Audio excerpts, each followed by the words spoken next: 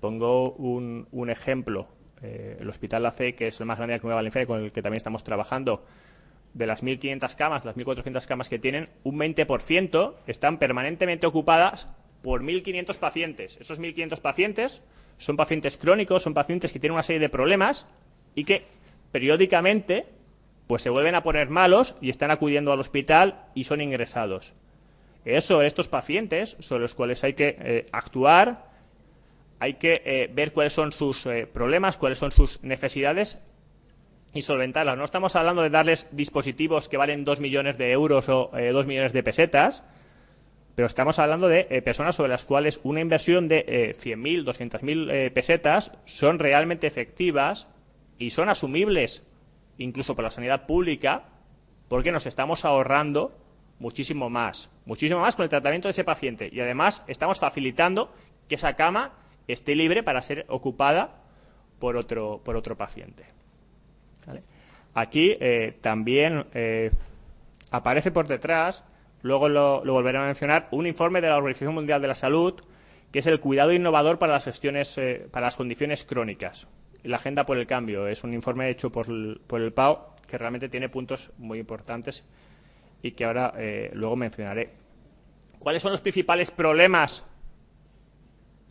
que tiene el personal de una unidad de hospitalización a domicilio? Lo primero, toda la información hasta la fecha la está recogiendo en papel. La está recogiendo en papel y en ocasiones en posiciones bastante complicadas. No os creáis que existe una mesa tan ancha como esta para estar tomando notas, y cuando la hay, en ocasiones no reúnen ni las condiciones mínimas de higiene. Las personas que habéis visitado a pacientes o habéis hecho práctica clínica, se ven cosas muy raras por ahí.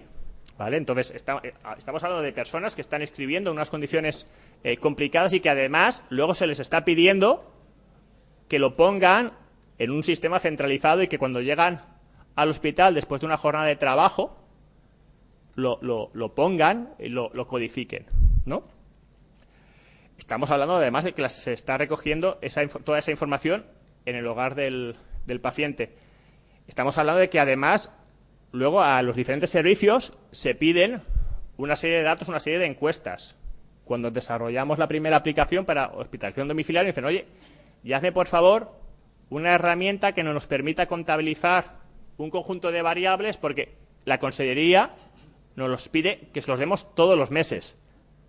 Entonces viene la pregunta, ¿y cómo lo estáis haciendo hasta ahora? Pues algunos te confiesan, pues como de un mes a otro no ha cambiado, pues hemos puesto los datos del mes pasado. Y los datos del mes pasado, pues bueno, pues había un bedel o el residente que acaba de llegar nuevo, le pusimos a contar en papeles, se puso a contar las fichas, iba haciendo palitos y se lo iba diciendo a la Consejería de Sanidad. Entonces, estamos hablando, a veces hablamos de telemedicina, en ocasiones, más que telemedicina, lo que podemos estar hablando aquí es de cómo las TIC están haciendo que el trabajo administrativo sea muchísimo más sencillo para que luego el profesional médico se pueda dedicar a lo suyo, que es la medicina, ¿no? Porque yo creo que nadie ha estudiado enfermería, nadie estudia medicina o nadie estudia ingeniería para luego estar dedicándose a poner palitos o contar fichas de un tipo o de otro. ¿Qué pasa además? Sale la enfermera, el enfermero a hacer una visita y no sabe, por ejemplo, cuándo ese paciente ha sido atendido por la unidad de cardiología o por la de neumología. ¿Por qué? Porque en la mayoría de los hospitales, paulatinamente, se está logrando mediante aplicaciones que se han desarrollado, vamos a decir, en los 3 últimos años, pero no hay una coordinación, falta de información entre las diferentes unidades o servicios que componen el hospital. La gestión de recursos no está optimizada. ¿A qué nos referimos con la gestión de recursos?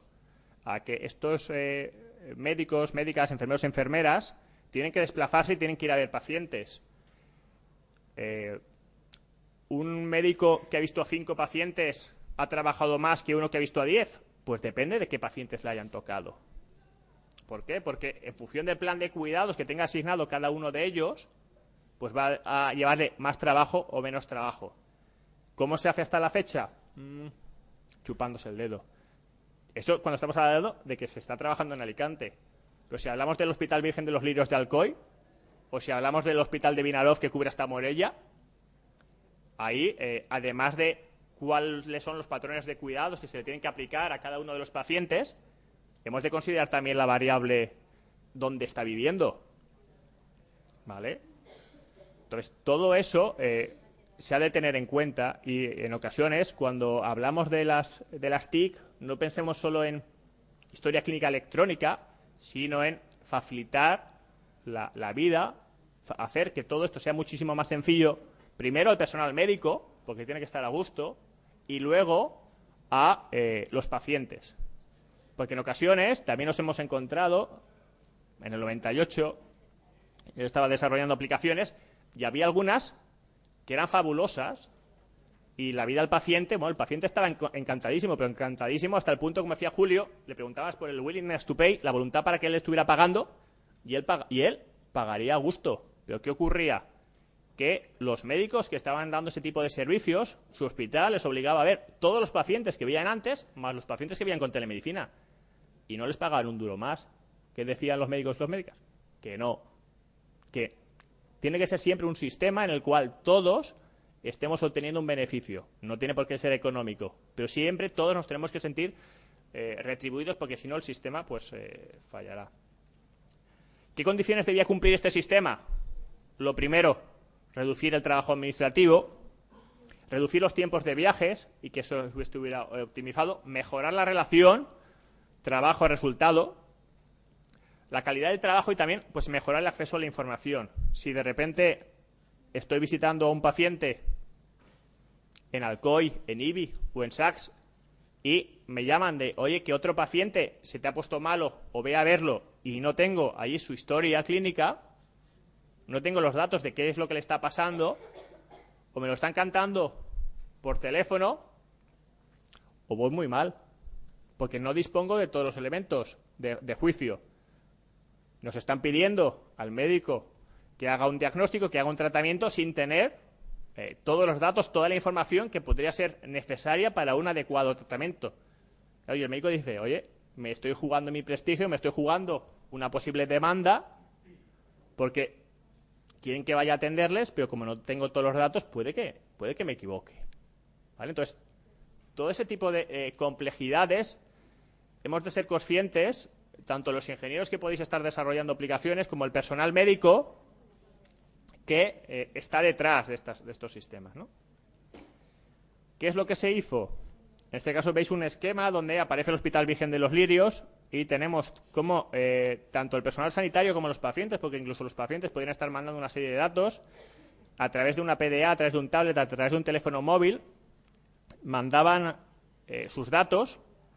Estos datos al final llegaban al hospital a través de una VPN, una red privada virtual, para que no cualquiera pudiera estar introduciendo esos datos. Y también se estableció un sistema de gestión dentro del entorno controlado que era el hospital, ¿de acuerdo? De tal forma que se podía estar accediendo no solo a la aplicación de hospitalización domiciliaria, sino también mediante un middleware se accedía a los datos de las diferentes unidades que estaban en dicho hospital. ¿De acuerdo? Entonces teníamos un acceso hospitalario y un acceso extrahospitalario. ¿Qué era lo que hacía? Bueno, lo primero, gestionaba los recursos humanos, los dispositivos y los pacientes. Cuando estamos hablando de la gestión de recursos humanos, estamos hablando del propio personal médico. Los que habéis estado ya haciendo algún tipo de práctica dentro de un hospital, hay un trabajo impagable que están haciendo en ocasiones los administrativos con los turnos, vacaciones, altas, bajas, que se entra fulanito, sale fulanito, que hay un congreso, que deja de haber un congreso. ¿Qué médicos, qué enfermeros, qué enfermeras hay en cada uno de los equipos? Aquí las